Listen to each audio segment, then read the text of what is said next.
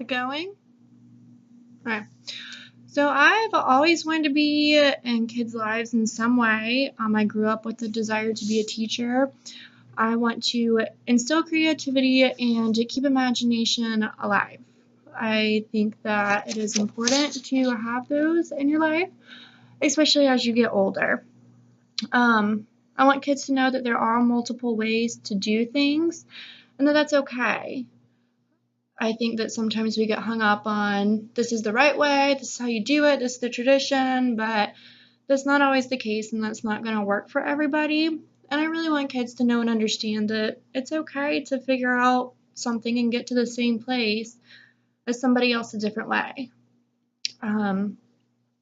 I also do believe that teachers can be the only positive influence in someone's life, and I want to be that person. I truly do want to be a positive influence, and I feel like a lot of people don't think about that a teacher can be the only positive influence in a kid's life. They may not have a very strong support system, or maybe that their family just works a lot so they feel alone. Just that there are various ways. My thought of the philosophy of education is that I agree with everything and nothing. Kind of at the same time, and some contradictory things. I think that things change, and no one or two of the schools of philosophy will always work.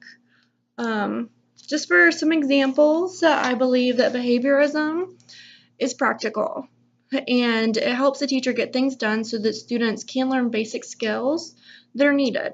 For example, you have to know how to read and write, and you have to be able to do basic math and add and subtract.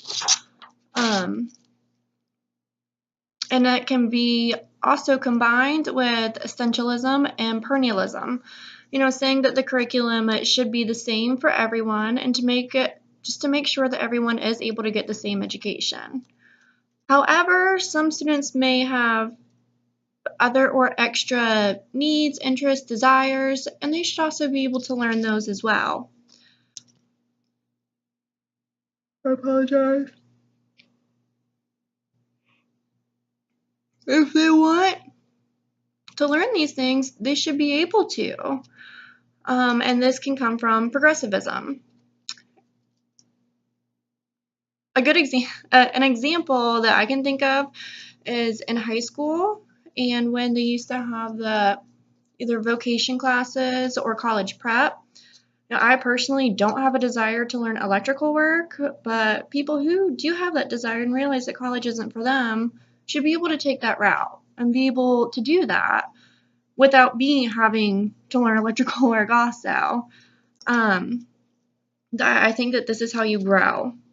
And that is going to fall into existentialism, saying that education isn't fixed and it's a search and journey that's personal. You should be able to learn your interests, and it's a personal growth. But to get there, we do need a basic foundation, and which is going to lead me back to perennialism and behaviorism. I see these philosophies as kind of a circle all going into each other with no start and no end. It's just always going. One's going to lead into the other, into the other, into the next, and so on and so forth, and back to one. But I do want to use this idea in teaching this philosophy, all of them, however it is. For example, if I need to teach the students basic math, let them come up with ideas on how they want to learn it. This could be fractions, for example.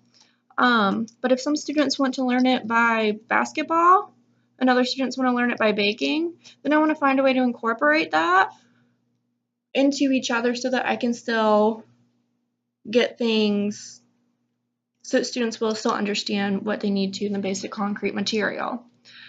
I also want to incorporate students who I want to incorporate some fun, easy technology to keep them engaged, little videos, games, little things just to keep students engaged and active instead of just sitting at a desk all day. I also think that, having the children are rambunctious. They need to get up and move around. I personally can't sit still or stay in one place for too long. So I understand that they won't also. So I think, if some students want to sit on those little yoga bouncy balls things so they can get their energy out and get their work done, then I want to let them do it. If some are fine just sitting there and writing something, then I want to let them do that too. I don't want to be forced into doing the same thing and being repetitive and not being creative.